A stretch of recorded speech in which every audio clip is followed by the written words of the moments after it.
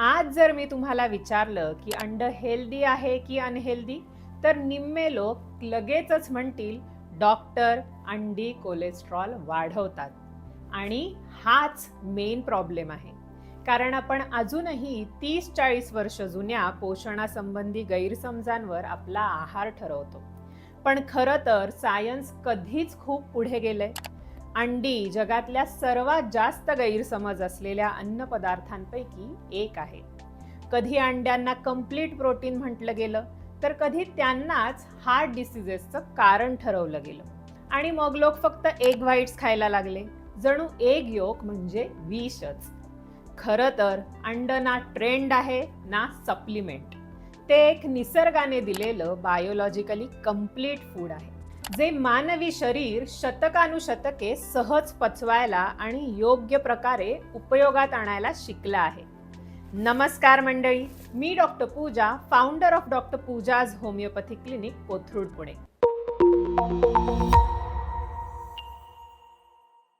आणि आजचा व्हिडिओ कोणत्याही जिम डाएट किंवा बॉडी बिल्डिंगच्या दृष्टिकोनातून नाही, तर क्लिनिकल न्यूट्रिशनच्या दृष्टिकोनातून गट, लिव्हर, ब्रेन आणि मेटाबॉलिझमसाठी अंड्याची खरी आणि नेमकी भूमिका समजून घेण्यासाठी आहे. अंड्यांना दोष देण्यामागचं मुख्य कारण म्हणजे कोलेस्ट्रॉलची भीती. पण आज आपण समजून घेऊ की डाएटरी कोलेस्ट्रॉल आणि ब्लड कोलेस्ट्रॉल यांचं नातं इतकं सरळ नाही. शरीर स्वतःच कोलेस्ट्रॉल बनवतं.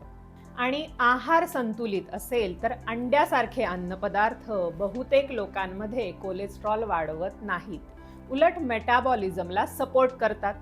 या व्हिडिओमध्ये आपण हे समजून घेऊ की अंडी फक्त एक प्रोटीन सोर्स नाहीये. हे एक न्यूट्रिएंट पॅकेज आहे, ज्यामध्ये amino acids, vitamins, healthy fats आणि मायक्रोन्यूट्रियंट्स एका नॅचरल बॅलन्समध्ये असतात. आणि जेव्हा अंडी योग्य पद्धतीने आणि योग्य प्रमाणात खाल्ली जातात, तेव्हा ती तुमच्या आरोग्यासाठी एक मजबूत साथीदार, तुमच्या आरोग्याची ताकद बनू शकतात. म्हणून भीती न ठेवता आणि अनावश्यक हाईप न करता एग्ज सायंटिफिक दृष्टिकोनातून समजून घेऊ. What makes an egg nutritionally complete. जेव्हा आपण अंड्याबद्दल विचार करतो, तेव्हा आपल्या डोक्यात पहिली गोष्ट येते प्रोटीन. पण अंड्याचा रोल फक्त प्रोटीन पुरता मर्यादित नाही. न्यूट्रिशन सायन्समध्ये एग्जला रेफरन्स प्रोटीन म्हटलं जातं. म्हणजेच याचा अमिनो ॲसिड्स प्रोफाईल इतका बॅलन्स असतो की इतर अन्नपदार्थांना अंड्यासोबत कम्पेअर केलं जातं. एका मीडियम साईज अंड्यामध्ये साधारण 6 ते 7 ग्रॅम हाय क्वालिटी प्रोटीन असतं, ज्यामध्ये सगळेच्या सगळे 9 अमिनो ॲसिड्स योग्य प्रमाणात असतात, जे मसल रिपेअर, एन्झाईम प्रोडक्शन आणि इम्युन सिग्नलिंगसाठी डिरेक्टली वापरले जातात. पण अंड्याचा सगळ्यात पॉवरफुल भाग हा प्रोटीन नसून त्याचा पिवळा बलक म्हणजेच एग योक असतो. Egg yolk nutrient dense biological food आहे. त्यामध्ये असतं कोलिन. हे एक असं न्यूट्रिएंट आहे जे लिव्हरच्या फॅट मेटाबॉलिझमसाठी खूप महत्वाचं आहे. प्रोटीनची कमतरता ही डिरेक्ट फॅटी लिव्हर सोबत जोडली जाते. इन्सुलिन रेझिस्टन्स आणि कॉग्नेटिव्ह इश्यूज सोबत सुद्धा हे जोडलं गेलंय. अंड्याचा पिवळा बलक हा कोलिनचा एक उत्तम नैसर्गिक स्रोत आहे, जो पित्ताचा प्रवाह सुधारतो आणि लिव्हरमध्ये चरबी साठवू देत नाही. एग योकमध्ये फॅट सोल्युबल व्हायटमिन्स ए, डी, ई आणि के त्यांच्या नॅचरल फॉर्ममध्ये असतात. हे व्हायटमिन्स शरीरात तेव्हाच व्यवस्थित ॲब्सॉर्ब होतात जेव्हा डाएटमध्ये फॅट असतं, आणि अंडी ते शरीरात व्यवस्थित वापरलं जाण्यासाठी मदत करतात. व्हायटमिन डी शरीरात इन्सुलिनची संवेदनशीलता म्हणजेच इन्सुलिन सेन्सिटिव्हिटी आणि रोगप्रतिकार शक्ती संतुलित ठेवण्यास मदत करतं. आणि व्हायटमिन ए आतड्यांच्या आतमधलं लायनिंग आणि म्युकोजल इम्युनिटी मेंटेन ठेवतं. हीच ती लेअर आहे जिथे पचन आणि रोगप्रतिकार शक्ती यांचा थेट संबंध सुरू होतो. अंड्यांचा मिनरल प्रोफाईल सुद्धा दुर्लक्षित करता येत नाही. अंड्यांमध्ये सेलेनियम असतं, जे थायरॉइड हॉर्मोन्सच्या ॲक्टिव्हेशनमध्ये मदत करतं आणि शरीराच्या अँटीऑक्सिडंट डिफेन्ससाठी अत्यंत महत्त्वाचं आहे. अंड्यांमध्ये असतात झिंक आणि आयरन ट्रेसेस, जे सेल रिपेअर आणि ऑक्सिजन ट्रान्सपोर्टमध्ये सपोर्ट करतात. आणि हे सगळेच न्यूट्रियंट्स अशा मॅट्रिक्समध्ये असतात जिथे त्यांची बायो अवेलेबिलिटी हाय असते, म्हणजेच शरीर ते व्यवस्थित योग्य पद्धतीने वापरू शकतं. अंड्यांचा अजून एक महत्त्वाचा भाग म्हणजे त्याचं पचन कसं होतं, म्हणजेच त्याचा डायजेस्टिव्ह प्रोफाईल. एग प्रोटीन कायम स्लो आणि स्टेडी हळूहळू पचतं, ज्याने ब्लड शुगर स्पाइक्स येत नाहीत. म्हणूनच अंडी सकाळच्या नाश्त्यामध्ये इन्सुलिन स्टॅबिलिटीसाठी आयडियल मानली जातात. जेव्हा प्रोटीन आणि फॅट्सचं कॉम्बिनेशन गॅस्ट्रिक एम्प्टिंग हळू करतं, तेव्हा भूक नियंत्रित करणारे हॉर्मोन्स स्थिर राहतात आणि ओव्हर इटिंग नैसर्गिकरित्या कमी होतं. अंड्यांना फक्त एक जिम फूड किंवा कोलेस्ट्रॉल बॉम्ब म्हणणं सायंटिफिक ओव्हर सिम्प्लिफिकेशन आहे आणि चुकीचं आहे. खरं चित्र असं आहे की अंडी तुमच्या गट, लिव्हर, ब्रेन आणि मेटाबॉलिझमला एक कंप्लीट न्यूट्रिशनल सिग्नल देतात. Eggs, cholesterol and heart health, where the myth went wrong. अंड्याबद्दलची सर्वात मोठी भीती एका शब्दाभोवती फिरते, कोलेस्ट्रॉल. वर्षानुवर्ष लोकांना असं शिकवलं गेलं की डाएटरी कोलेस्ट्रॉल थेट ब्लड कोलेस्ट्रॉल वाढवतं आणि त्यामुळे अंडी अपायकारक आहेत. पण मॉडर्न मेटाबॉलिक सायन्सने या समजुतीला पूर्णपणे रिजेक्ट केलंय. आज आपण शास्त्रीय दृष्टिकोनातून स्पष्टपणे समजून घेऊया की आपल्या शरीरात सुमारे 70 ते 80% कोलेस्ट्रॉल लिव्हर मध्येच तयार होतं आणि फक्त 20 ते 30% कोलेस्ट्रॉल आहारातून मिळतं. म्हणजेच तुम्ही कसा आहार घेताय त्यानुसार तुमचं शरीर कोलेस्ट्रॉल तयार करण्याचं प्रमाण स्वतः ऍडजस्ट करतं. क्लिनिकल स्टडीज हे कन्सिस्टंटली दाखवतात की हेल्दी व्यक्तींमध्ये अंडी खाल्ल्याने ब्लड LDL कोलेस्ट्रॉल सिग्निफिकंटली वाढत नाही. काही लोकांमध्ये LDL थोडं वाढू शकतं, पण सोबतच गुड कोलेस्ट्रॉल म्हणजेच HDL, ज्याला प्रोडक्टिव्ह कोलेस्ट्रॉल असं सुद्धा म्हणतात, ते सुद्धा वाढतं. नेट कार्डिओवॅस्क्युलर रिस्क अनचेंज राहतं. हा फरक समजून घेणं खूप महत्त्वाचं आहे. कोलेस्ट्रॉल हा फक्त एक नंबर नाही, त्याचं बिहेवियर आणि पार्टिकल टाईप सुद्धा तितकंच महत्त्वाचं असतं. अंड्याचं सेवन केल्यावर LDL पार्टिकल साईज साधारणपणे सुधारतो. स्मॉल डेन्स LDL पार्टिकल्स जास्त धोकादायक असतात, तर लार्ज बोल्ड LDL पार्टिकल्स तुलनेनं सुरक्षित मानले जातात. अंडी खाल्ल्याने LDL पार्टिकल्सचा आकार वाढतो आणि त्यामुळे अथेरोस्क्लेरोसिस म्हणजे धमन्यांमध्ये ब्लॉकेजेस होण्याचा धोका कमी होऊ शकतो. ही गोष्ट अनेक रँडमाइज्ड क्लिनिकल ट्रायल्समध्ये स्पष्टपणे दिसून आली आहे. हार्ट डिसीज होण्यामागचं खरं कारण डायेटिक कोलेस्ट्रॉल नाहीये, उलट क्रॉनिक इन्फ्लमेशन, इन्सुलिन रेझिस्टन्स, जास्त साखरेचं सेवन आणि अल्ट्रा प्रोसेस्ड फूड आहे. पण आयरनी ही आहे की लोक अंडी खाणं सोडून देतात, पण नाश्त्यामध्ये पांढरा ब्रेड, जॅम, कॉर्नफ्लेक्स आणि पॅकेज फूड खात राहतात, जे इन्सुलिन स्पाइक्स आणि ट्रायग्लिसराइड्स ॲग्रेसिव्हली वाढवतात. आणि हा पॅटर्न हार्टसाठी जास्त डॅमेजिंग असतो. डायबिटीस आणि मेटाबॉलिक सिंड्रोम असणाऱ्या पेशंटसाठी सुद्धा करंट एव्हिडन्स हेच सांगतात की जर अंडी बॅलन्स डाएट सोबत खाल्ली तर हृदयविकाराचा धोका वाढत नाही. खरं तर प्रोटीन रिच नाश्ता इन्सुलिन कंट्रोल आणि सटायटी म्हणजेच पोट भरल्याची भावना वाढवतो, जो लॉंग टर्म हार्ट प्रोटेक्शनचा इनडायरेक्ट पण पॉवरफुल फॅक्टर आहे. अंड्याचा फंडा एकदम सिंपल आहे. प्रॉब्लेम एग्ज नाहीये, प्रॉब्लेम कॉन्टेक्स्ट आहे.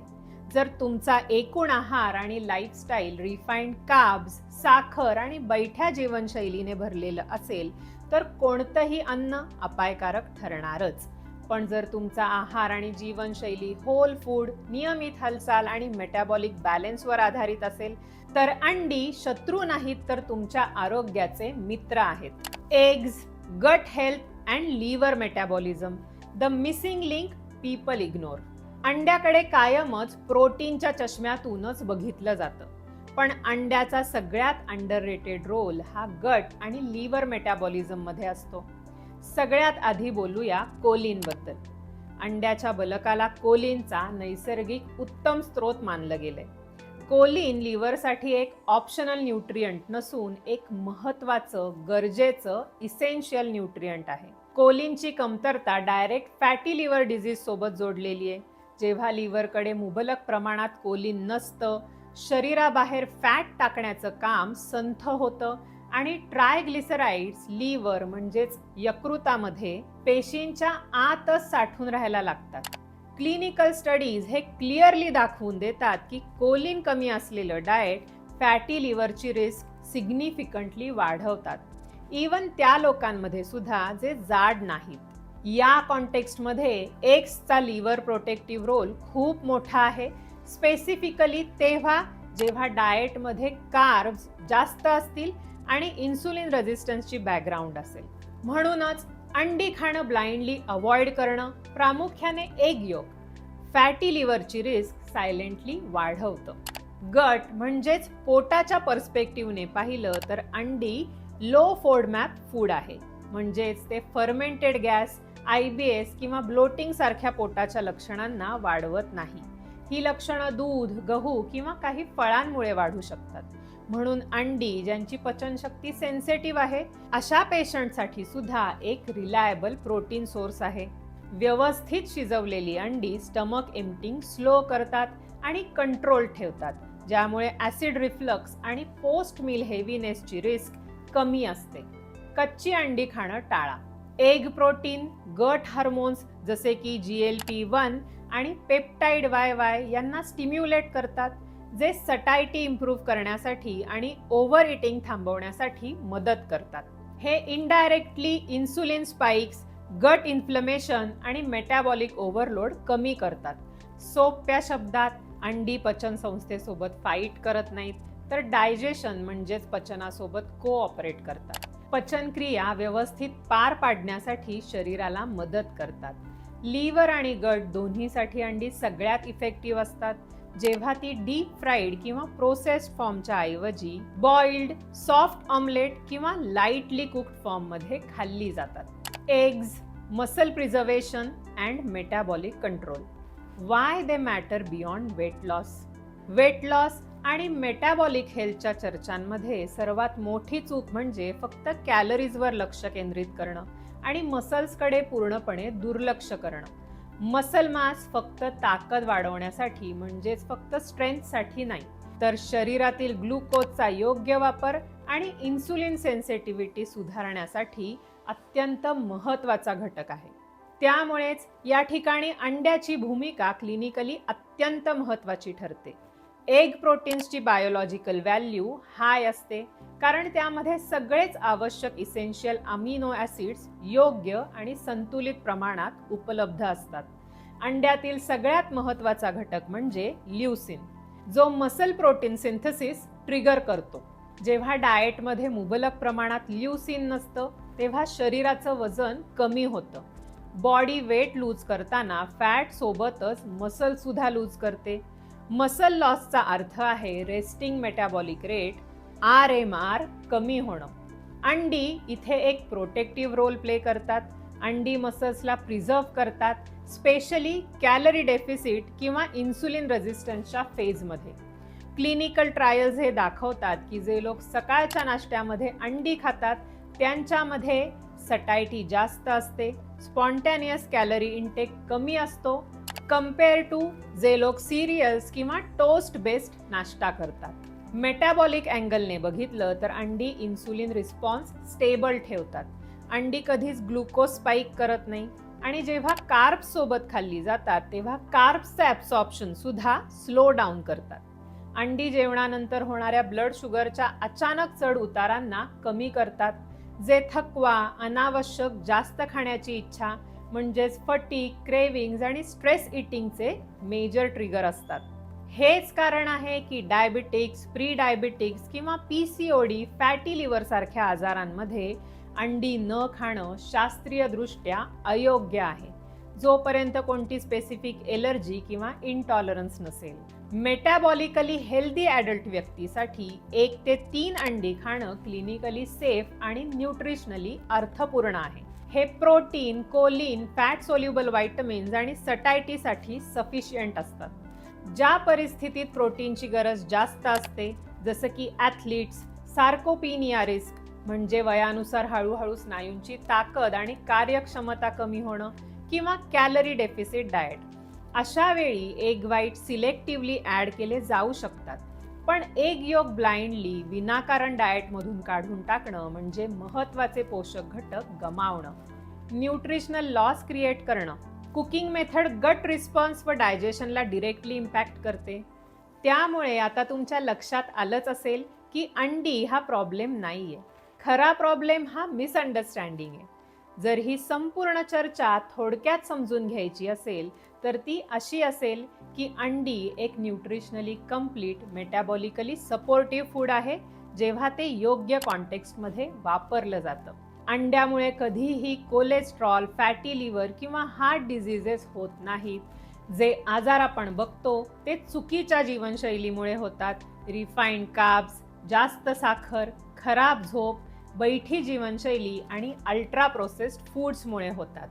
अंडी फक्त शरीराला प्रोटीन मिळवून देत नाहीत, या व्यतिरिक्त लिव्हरला कोलिन, गटला लो इरिटेशन न्यूट्रिशन, मसल्सला स्ट्रक्चरल सपोर्ट आणि मेटाबॉलिझमला स्टॅबिलिटी देतात. हे फक्त सोयीसाठी खाल्लं जाणारं अन्न नाही, तर शरीराच्या नैसर्गिक कार्यप्रणालीशी सुसंगत असलेलं अन्न आहे, जे सटायटी वाढवतं, इन्सुलिन रिस्पॉन्स संतुलित ठेवतं आणि दीर्घकालीन हृदयाचं आरोग्य किंवा एकूणच शरीराचं आरोग्य मजबूत करतं. थँक्यू मंडळी, खूप सारं प्रेम देण्यासाठी. छान वाटतंय, मजा येतेय काम करायला. आय होप तुम्हाला आमचा कॉन्टेंट आवडतोय. तुमचं प्रेम बघून मी आणि माझी टीम मस्त मोटिवेटेड आहे. जर तुम्हाला हा व्हिडिओ आवडला आणि माहितीपूर्ण वाटला तर शेअर नक्की करा. धन्यवाद.